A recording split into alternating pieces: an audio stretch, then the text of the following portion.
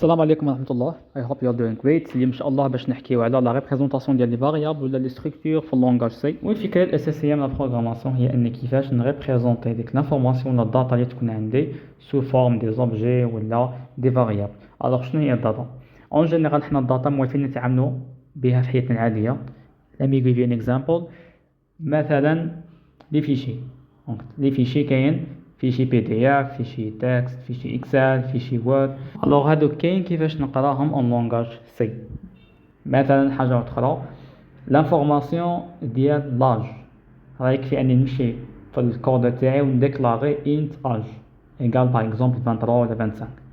عندي نون برينون نقدر نمشي نديكلاري شانت كاركتير.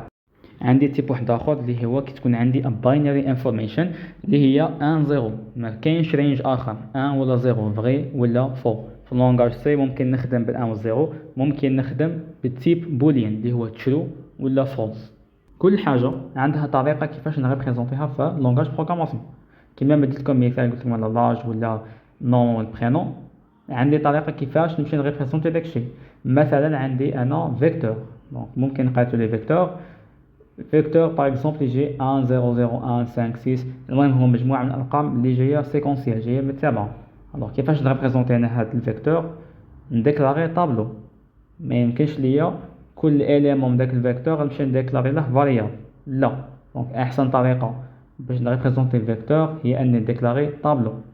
كاين واحد لي كا وين نحتاج نديكلاري ماتريس. كل انفورماسيون نقدر نريبريزونطيها سو فورم كود، مي لازم نعرف كيفاش. كما مثلا لي فيشي صحيح غادي تقراهم من بعد ان شاء الله فايلز، عندهم طريقه كيفاش نقراهم. ما نمشيش انا نقرا فيشي ونتوقع باللي غادي نقراه كي نديكلاري ان طابلو ولا نديكلاري ماتريس. صحيح متفاهمين؟ ميم لي فيديو كاين كيفاش نريبريزونطيهم، والفيديو اصلا هو عباره على دي زيماج متتابعين. مثلا كاين فويس مسجز، انت موالف كيزيفط لصاحبك في الماسنجر. الوغ هذاك الفويس هو عباره على موجات صوتيه، كاين كيفاش نقراه ونريبريزونطيه حيت هادو قلنا موجات صوتيه. دونك اي حاجه اي داتا ولا اي انفورميشن يمكن ليا نريبريزونطيها في اللونغاج بروغراماسيون، خصني نكون عارف كيفاش. كاين واحد النوع اخر اللي هما لي زوبجي.